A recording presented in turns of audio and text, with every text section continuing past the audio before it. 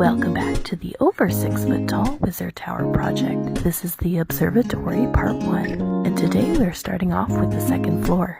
This floor is going to have light up constellations. I mapped those out with some white paint. These are the signs for Virgo, Pisces, and Taurus, representing everybody in my house.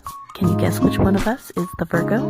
Then I hopped onto my Proxxon hot wire cutter to cut out a hole for the fairy light battery pack. I'm not sure if these lights will end up being as visible as we would like, but I'm going to give it a try. Next, I'm using a push pin to poke out the holes that I mapped out. And then I got my strand of fairy lights wound up tight, and I'm using hot glue to secure that to the floor. Then I'm gluing the piece between the lights and the battery pack.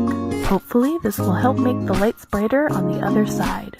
So we leave this for now, and don't worry, this will be painted later. Next, we're moving on to the texture rollers that I just printed. This first one is a stack of bookcases. This print turned out super well. It's very detailed. I am definitely going to need to use this in future builds. The second texture roller is a tiled floor, and this will be on the ground floor level. This one is also super detailed, and now we must wait for everything to dry. See you in part 2. Welcome back to the over 6 foot tall Wizard Tower project. This is the Observatory Part 2, and today we're going to start off by adding some wallpaper. This is a piece of thicker patterned paper that I'm just going to Mod Podge to the walls on the left side of our tower. This is starting to give me library tower vibes, but don't worry, this is going to end up looking quite different in the end. So after I had the wallpaper in place, I got to painting the starry floor. And for this, I decided to go for a galaxy look. Now I know there's a lot of color happening in this tower, but when I picture the observatory, I just think of it as this magical place with lots of color and probably a lot of clutter and things hanging to the walls. So that is the look I'm going for. And here is our galaxy floor after it is done. Next, we're using the hot wire cutter to cut up this scrap piece of foam for some wood paneling on the walls. And I'm using the wired brush to give it a wood grain texture. Next, I've got these wooden pre-made windows that I'm going to glue into this open doorway. And that is it for part 2. The next part, I'll probably get to painting some of this before we start building our outside.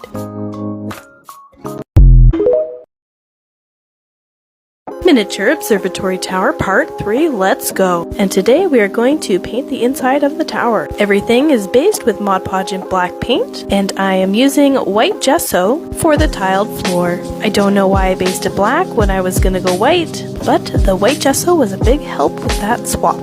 Initially I was going for a marble look, hence the light gray wash, but in the end it just looks like a dirty floor, which is fine by me because I assume that this observatory tower is well used. There was a really pretty pattern on this tile that I know I wanted to dry brush gold, so that's what I did. And I think that the tile turned out quite nicely.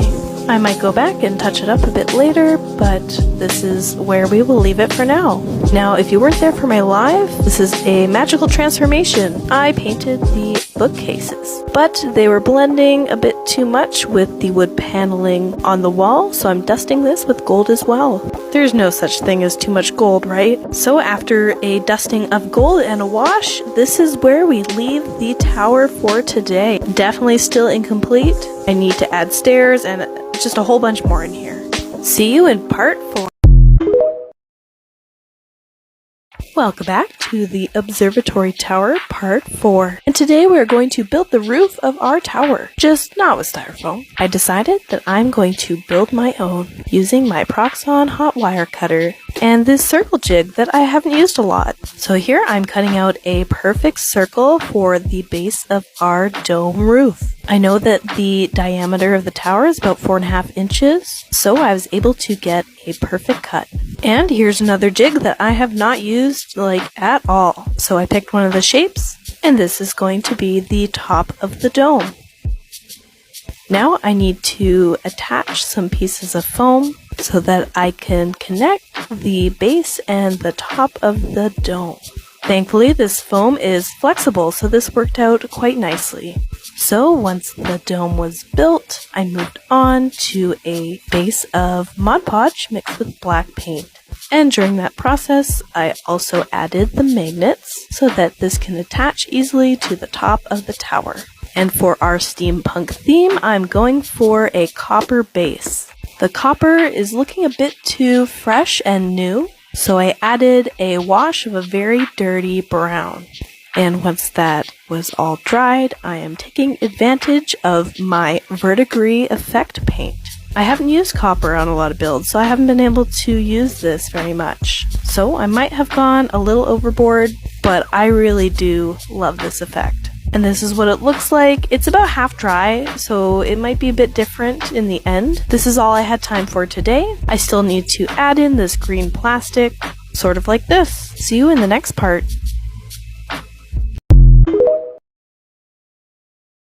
Welcome back to our 100th episode of the Wizard Tower series. We will be working on the Observatory Tower Part 5 while reflecting on the past 9 months of videos and almost 2 years of crafting. Yes, I have been into this hobby now just under 2 years, and on my 1-year craft anniversary, I decided to start this journey with the Wizard Tower build. The goal is to have it completed by my next anniversary. We have 2.5 towers to go and there's 3 months left, so I think we will get there. With each new tower section, I always have such a beautifully vivid idea of how I want it to look in the end. But my imagination is way better at crafting than my hands are at this point.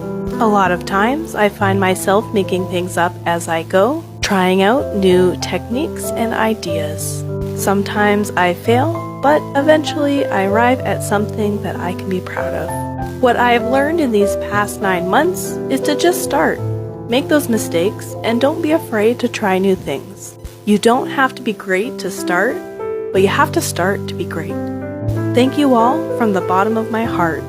Your encouragement along the way has kept me motivated, and I probably would have given up a long time ago without all of you and your kind comments and suggestions. I hope you stick around for the rest of the Tower series. Have a wonderful Wednesday, and I will see you all in the next part.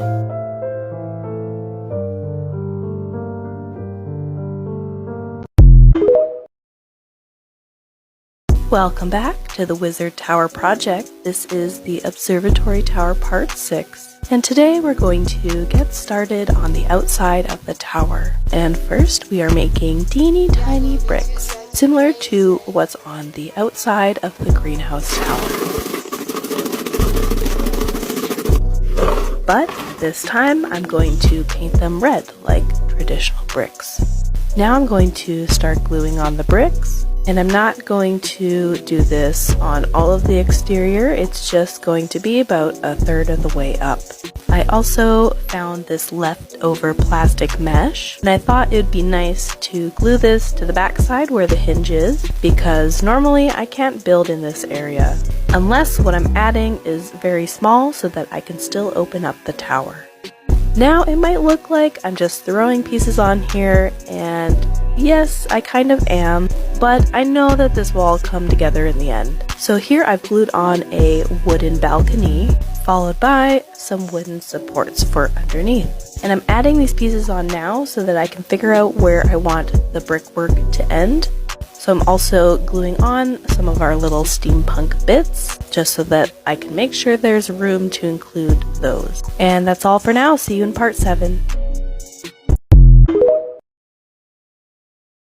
Welcome back to the Wizard Tower project. This is the Observatory Part 7, and today I'm going to start off by using this angle cutter that I got from Shifting Lands. I wanted a nice clean cut on this piece of foam that I'm going to attach a vent to that I'm making here out of paper.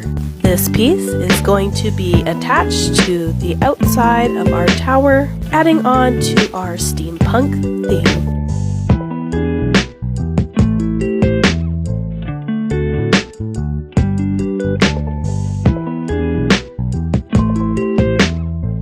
And once I have this glued on, I am attaching pieces of plastic straw to act as pipes.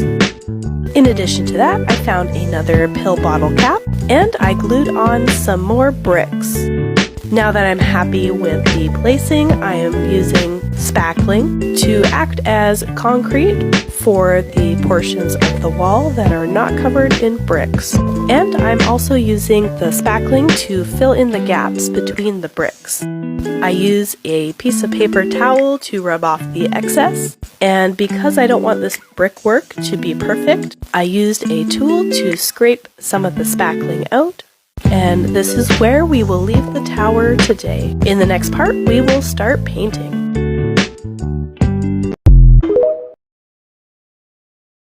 Welcome back to the Wizard Tower project. This is the Observatory Part 8. Let's get some paint on the outside of this tower. Now that I've completed this portion of the tower, there are some things I wish I would have done differently. Although the path that I ended up taking, I am satisfied with how it looks. But number one, I wouldn't have added spackling to the bricks before I painted all of this. I needed to do that after. But the fix that I did worked just fine, and you'll see that later. This here's a neat little trick. If you don't have wood stain, I applied diluted brown paint with a wet wipe. Now I did go back on that later with a darker paint, but it's a really neat trick for staining wood. I use that same technique on the library tower. Now here with the bricks, this is where I wish I did the spackling after. I was thinking I was gonna paint this around those gaps. Yeah, it didn't happen. So I'm going in with spackling later that I added some brown and black paint to, so that this is going to dry as a light gray. And I'm still happy with the outcome. This brick looks really nice, and exactly the look that I was going for. I really enjoy doing pieces that have a lot of weathering, and so far, I think that this looks great. And speaking of great, I made sure to paint the silver before I called it a day, and now this tower is almost complete. There's just a few more pieces that I want to make before we call this done.